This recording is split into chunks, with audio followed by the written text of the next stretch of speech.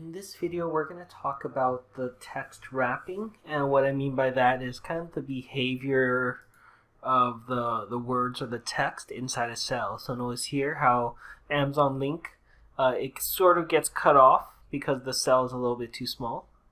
Here we have the links, which are also cut off because the link is a very long URL. So to do that, let's actually take a look at maybe the items here. Actually, let's pretend that we wanted to have the columns this small. We didn't want it to be any larger than this but we do want the whole words, all the text to be shown. And to accomplish this, what we could do is we could go ahead and just highlight the column or the text or the specific cells that we want to deal with. I'm going to do the whole column, and to do that I just click the B. Notice when I click the B, all the cells in this column are shaded. We can do that for the rows also. To go ahead and change the type of text wrapping, we go ahead and just click here, text wrapping. We have three choices, kind of self-explanatory, just by the image. Overflow, that means the words are going to go ahead and it's just going to go through the cell if there were space.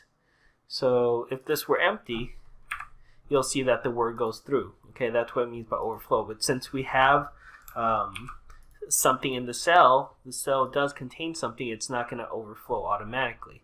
So that's not a good option for us at this time. So what we could do is we could go ahead and do wrap. Okay, what wrap does is it's automatically going to make this row larger to fit all the words. Okay, so if I had even more words, I'm just going to press a bunch of letters. Okay, notice how it continues to make the cell larger.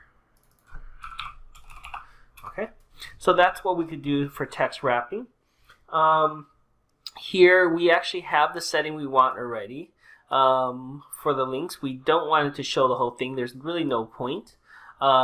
It's set to overflow, meaning if I didn't have something here, the cost per item, again, the link is going to continue until it gets stopped by a cell that contains something.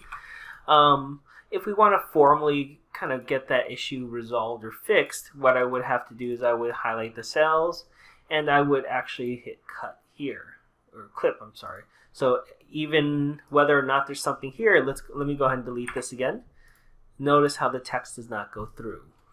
Okay, I'm going to go ahead and kind of fix this because it's bugging me as well. I'm going to go ahead and just make the cell larger.